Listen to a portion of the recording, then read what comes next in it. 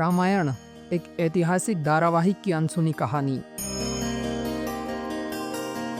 क्या आप जानते हैं भारतीय टेलीविजन के सबसे ऐतिहासिक धारावाहिक रामायण के बनने की कहानी खुद किसी महाकाव्य से कम नहीं है। ये सिर्फ एक शो नहीं था, बल्कि एक ऐसा चमत्कार था, ऐसा दिव्य संयोग था जिसे बनाने में स्वर्ग से भी मदद मिली थी। आज हम आपको बताएंगे कि कैसे इस धारावाहिक ने जन्म लिया और इसके बनने के दौरान क्या क्या अद्भुत घटनाएं घटी। राजीव गांधी और रामायण की शुरुआत। 1980 के दशक की बात है। भारत के प्रधानमंत्री राजीव गांधी अपने घर के सोफे पर बैठे हुए थे।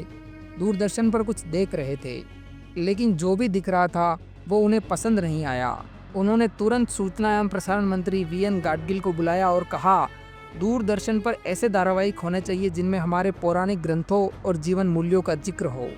बस यहीं से रामायण बनने की पटकथा लिखी गई और इस महान कार्य की जिम्मेदारी सौंपी गई प्रसिद्ध निर्देशक रामानंद सागर को। लेकिन दोस्तों, क्या ये इतना आसान था? बिल्कुल नहीं। रामायण के खिलाफ साजिश। सरकार में बैठे कई बड़े अधिकारी और खुद सूचना प्रसारण मंत्री वीएन गाडगिल इस धारावाहिक के खिलाफ थे। उनका मानना था कि इससे हिंदू भावनाएं जागेगी और राजनीतिक माहौल बीजेपी को फायदा पहुंचा सकता है। लेकिन राजीव गांधी के समर्थन के चलते शो को हरी झंडी तो मिल गई, लेकिन रामानंद सागर की मुश्किलें खत्म नहीं हुई। जब रामानंद सागर ने अपने पहले 4 एपिसोड सरकारी कमेटी को दिखाए तो उन्हें रिजेक्ट कर दिया गया। कहा गया कि इन लोगों को तो संवाद लिखना ही नहीं आता। दरअसल ये सिर्फ एक बहाना था, वे लोग नहीं चाहते थे कि रामायण टीवी पर आए। एक माँ की जिद और रामायण की स्वीकृति। लेकिन कहते हैं ना, जब ऊपर वाले की मर्जी हो तो कोई उसे नहीं रोक सकता। कमेटी के एक सदस्य ने यह कैसेट अपनी माँ को दिखाई। वह इतनी भावुक हो गई कि उन्होंने कह दिया कि जब तक ये धारावाहिक पास नहीं होगा मैं खाना नहीं खाऊंगी। और फिर वही हुआ। 16 जनवरी 1987 को रामानंद सागर के घर पर एक फ़ोन बजता है और सामने वाली आवाज़ में शख्स कहता है, पहला एपिसोड 25 जनवरी को प्रसारित करना है। लेकिन अब सिर्फ 8 दिन थे और पूरा एपिसोड बनाना था। लेकिन सागर परिवार ने हार नहीं मानी। सागर परिवार एक समर्पित टीम। रामानंद सागर के 5 बेटे और वे स्वयं इस प्रोजेक्ट में शामिल थे। आनंद सागर ने निर्देशन की जिम्मेदारी निभाई, मोती सागर ने एडिटिंग का काम संभाला, सुभाष सागर ने निर्माण का कार्य देखा और प्रेम सागर ने तकनीकी कार्य देखा और रामानंद सागर ने खुद लेखन और रिसर्च का काम संभाला। पूरी टीम ने दिन रात एक करके 7 दिन में पहला एपिसोड पूरा कर लिया और जब 25 जनवरी 1987 को पहला एपिसोड टीवी पर आया तो पूरा देश स्तब्ध रह गया। रामायण के चमत्कार। रामायण सिर्फ एक धारावाहिक नहीं था, यह अपने आप में एक चमत्कार था। इस शो के दौरान कई ऐसी घटनाएं हुई जो अविश्वसनीय थी।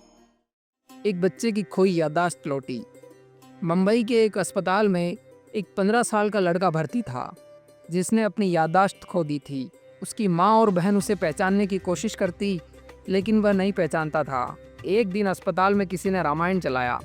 जैसे ही सीरियल खत्म हुआ, उस लड़के ने पूछा, इंद्रजीत के तीर से घायल लक्ष्मण बचेंगे या नहीं? पूरे अस्पताल में सनसनी फैल गई। उसकी याददाश्त लौट गई थी। काकभुशुंडी का चमत्कार। रामायण में एक सीन है जिसमें एक कोए का और छोटे बच्चे का, जो कि भगवान राम थे, उनका सीन दर्शाया गया है। इस सीन के लिए उपयुक्त कौवा नहीं मिल रहा था। टीम कहीं से 4 कौवों को पकड़कर लाई, लेकिन जैसे ही वह सीन के लिए कैमरा चालू होता, वह कौवा हिलने डुलने लगता। फिर उसको एक रस्सी से बांध दिया गया, लेकिन फिर भी वह शांत नहीं हुआ। चूँकि रामायण में उस कौवे का नाम काकभुशुंडी था, तो रामानंद सागर ने स्वयं कौवे से कहा कि काकभुशुंडी जी, मेरी मदद कीजिए। यह कहकर उन्होंने प्रार्थना की तो वह कौवा शांत हो गया और पूरे सीन को परफेक्ट तरीके से शूट कराया। क्या ये सिर्फ एक संयोग था या कोई दिव्य शक्ति? लवकुश की चमत्कारिक खोज। रामानंद सागर को लवकुश का किरदार निभाने के लिए सही बच्चे नहीं मिल रहे थे। एक दिन वे दिल्ली में एक टैक्सी में सफ़र कर रहे थे। ड्राइवर ने जब उनकी परेशानी सुनी तो कहा, साहब आप मेरे घर चलिए, मेरे बेटों के नाम ही लव और कुश है। रामानंद सागर पहले तो हंसे, लेकिन जब उन्होंने बच्चों को देखा तो तुरंत कास्ट कर लिया। यह महज एक संयोग था या भगवान की योजना? रामायण सिर्फ एक टीवी शो नहीं था, यह एक आस्था, एक विश्वास और दैविक चमत्कार था जिसने पूरे देश को एक कर दिया। जिसने करोड़ों लोगों की भावनाओं को छुआ और आज भी जब हम इसे देखते हैं तो हमारी आत्मा तक झुंझरित हो जाती है। जय श्री राम।